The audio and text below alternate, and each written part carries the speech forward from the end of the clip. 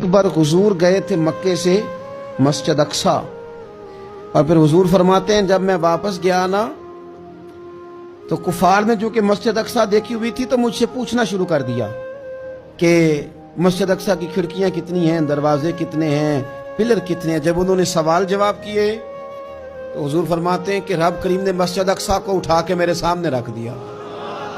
मैं देखता जाता था, बताता जाता था। एक दफा हुजूर मक्के से मस्जिद अक्सा आए और एक दफा मस्जिद अक्सा मेरे नबी की ज़ियारत के लिए मक्के गई। ओ मेरे नबी तो सिर्फ किसी चीज की तरफ एक दफा देख लें तो वह रहमत के फूल खिलते हैं। मस्जिद अक्सा की तरफ मुंह करके 17 महीने मेरे नबी ने नमाज पढ़ी है।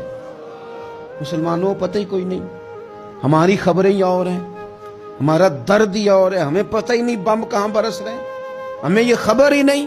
और मैं उस दौर में तकरीरें कर रहा हूं जहां सोतों को जगाना नहीं पड़ता, जागतों को जगाना पड़ता है।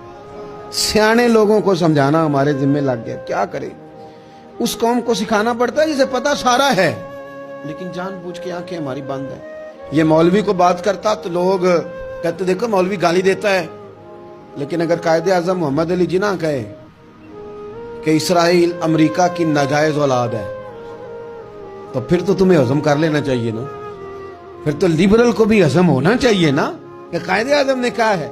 और उस नाजायज बच्चे को तुमने इतनी ताकतें दे दी कि वो मुसलमानों के किबला अव्वल में नमाज पढ़ने वालों को भी न बख्शे।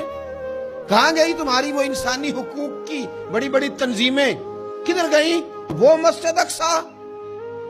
इसके बारे में मेरे नबी पाक सल्लल्लाहु अलैहि वसल्लम से एक सहाबिया ने पूछा था, या रसूल अल्लाह मस्जिद अक्सा में नमाज पढ़ना कितना को बेहतर है बाकी नमाजों के मुकाबले में? तो हुजूर ने फरमाया 1000 गुना बेहतर है।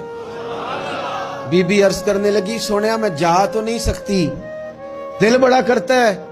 हुजूर ने फरमाया जा नहीं सकती तो वहां तेल ही भिजवा दे, जिसमें हाजिरी लगवाने की हुजूर बात करें जिस मस्जिद में। और नबी पाक अलैहिस्सलाम ने फरमाया खास करके सफर करना हुआ तो 3 मस्जिदों के लिए करना, एक मस्जिद हराम बैतुल्लाह के लिए, एक मस्जिद नबवी के लिए और तीसरा मस्जिद अक्सा के लिए।